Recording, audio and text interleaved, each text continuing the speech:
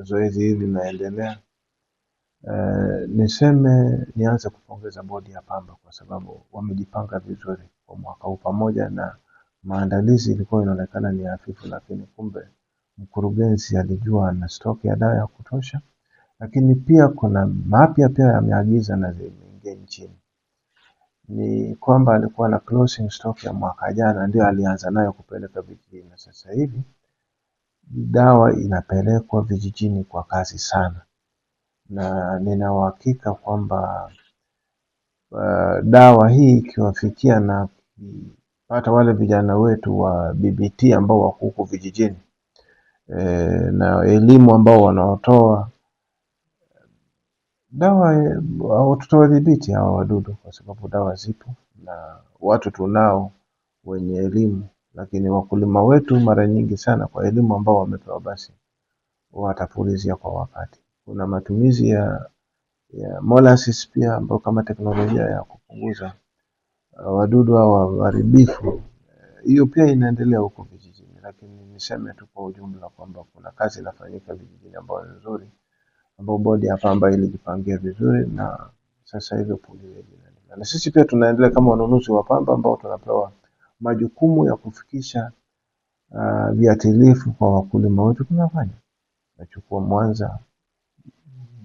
Mwanza ama Shinyanga, tunapeleka kwa vyama vya msingi, na vyama vya msingi kwa utaratibu ambao wanayo vizuri, pamoja na serikali ya kijiji, tunaitwa village task force, wanagawa pembejeo vizuri. Ndugu mwandishi wa habari, niseme kama huduma imeimarishwa vizuri kushinda mwaka jana. Mwaka jana hata idadi ya BBT tuliokuwa nao ni wachache, mwaka huu ni wengi mno na maeneo yamefunguka.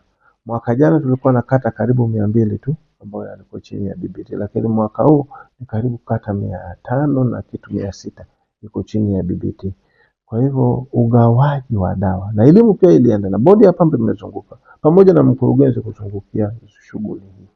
Ni kwamba wameweka mipango mizuri ambayo inashirikisha serikali ya kijiji, AMCOS na BBT ili wafanye pamoja. Kwa hivyo wakulima wetu wanapata dawa na huduma. Hata mwaka huu najua wata appreciate kama wamepata huduma nzuri. Wakulima wetu, naweza wito wangu kwao ni kwamba waendelee kutumia nafasi hii ambayo tumepewa na serikali.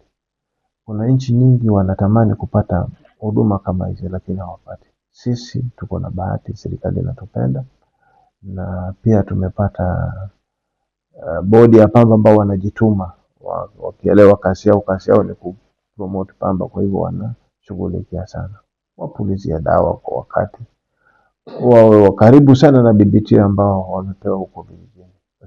Lakini sehemu ya pili ambao inahitaji elimu, kwa sababu upulizaji wa dawa ni science pia, inategemea umechanganyaje, umepuliza kwa wakati gani, na unaua mdudu yupi. Sasa mwingine kaona kama nyuki kwa shambani, yeye anaenda kupulizia. Sasa hapo unajua hujashughulika na mdudu yenyewe. Kwa hivyo kuna wataalamu tunao huko vijijini ambao wanasaidia wakulima wetu kuondoa ile dhana ambayo yalikuwepo dawa hii wadudu hao. Ni kwamba wanatusaidia kuchanganya dawa, kufanya scouting kabla tujafanya, lakini pia kukagua shamba, kuangalia idadi ya wadudu waharibifu na wadudu ambao ni beneficiary siku kiasi gani. Kwa hivyo hizo elimu zote zipo, lakini pia matumizi ya molasses pia inatusaidia